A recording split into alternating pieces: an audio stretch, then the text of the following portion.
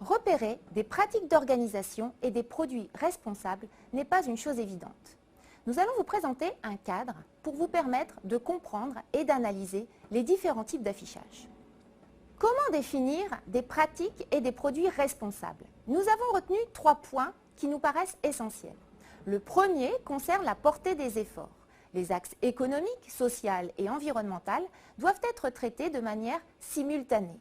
Considérer chaque aspect indépendamment n'a que peu de sens puisqu'il est nécessaire de maîtriser tous les impacts liés à une décision. Le second point concerne le périmètre d'analyse, qui peut être soit un seul site géographique, soit l'ensemble des sites d'une filière. C'est ce qu'on appelle l'approche en cycle de vie du produit. Elle est plus globale car elle reprend les différentes étapes de la filière, à savoir l'approvisionnement, la production, le transport, l'utilisation et la fin de vie. Le dernier point concerne le type d'outils et les indicateurs utilisés. Il est encore nécessaire d'améliorer les méthodes d'évaluation, que ce soit au niveau des impacts environnementaux ou des impacts sociaux. Il faut également développer plus largement des analyses conjointes éco-socio-environnementales et profiter du numérique pour intégrer de manière plus importante des données réelles grâce à l'open data.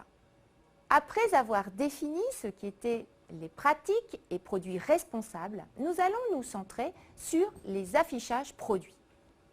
Les affichages responsables existants correspondent soit à une appréhension de la dimension sociale, soit de la dimension environnementale. Il est possible d'avoir la présence des deux aspects, mais cela reste très minoritaire et devrait être plus développé. Pour l'axe environnement, il existe des normes internationales sur l'affichage. La norme ISO 14020 porte sur les principes généraux de l'étiquetage environnemental, qui pourrait d'ailleurs être applicable au domaine social.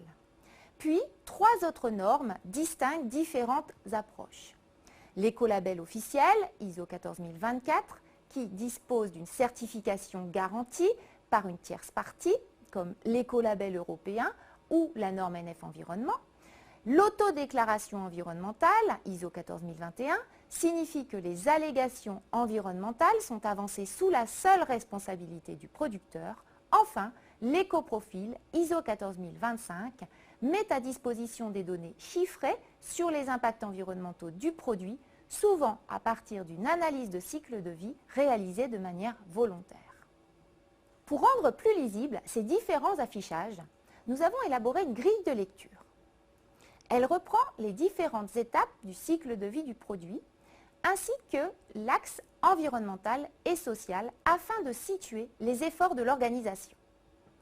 Ainsi, on remarque que le label bio n'a pas d'exigence post-production ou que les labels FSC, PEFC se concentrent sur la phase d'approvisionnement. Attention, certains affichages produits, comme les labels partenariaux avec certaines associations, peuvent n'avoir aucune influence sur la conception même de ce produit. C'est le cas de démarches de compensation, comme le versement d'un pourcentage de chiffre d'affaires. Parlons à présent de l'intérêt de l'affichage pour les entreprises. D'après une enquête réalisée en 2015 par Sustainable Brand, 5 points ont été mis en avant en rapport à la valorisation des pratiques d'affichage par les entreprises. Premier point, rendre les chaînes d'approvisionnement plus transparentes en simplifiant ce qui est demandé aux fournisseurs et en améliorant les relations dans la filière. Deuxième point, réduire les risques par des audits rigoureux pour accentuer la transparence sur les origines et s'assurer de pratiques locales responsables. Troisième point, garantir un approvisionnement soutenable pour toute l'industrie. La certification va renforcer la réputation et la pérennité du secteur. Quatrième point, satisfaire les exigences du consommateur en augmentant sa confiance et en se différenciant sur le marché. Et enfin, dernier point, refléter les valeurs de l'entreprise et être moteur d'engagement pour les employés. Les 3 premiers points concernent des enjeux de traçabilité. On parle aujourd'hui de chaîne de valeur étendue attestant un élargissement du périmètre de responsabilité puisque tous les acteurs de la filière sont concernés quel que soit leur pays.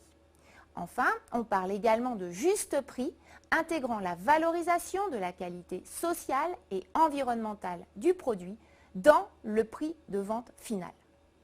En conclusion, acheter un produit responsable est un élément important pour le développement durable de notre société.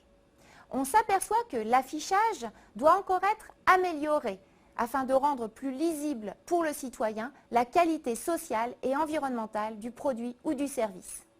Un enjeu important, mais encore très peu abordé, est l'incitation à des modes de consommation plus responsables via l'affichage, comme le recours à l'économie de fonctionnalité qui consiste à acheter la fonction et non plus le produit. La diffusion de ces nouveaux modèles d'affaires est essentielle au bien-être de tous. Cette pyramide reprend ainsi les différentes stratégies possibles en matière de responsabilité sociale, avec la nécessité de rupture du modèle dominant pour atteindre le facteur 4 qui correspond à l'objectif de réduction par 4 de nos émissions d'ici 2050.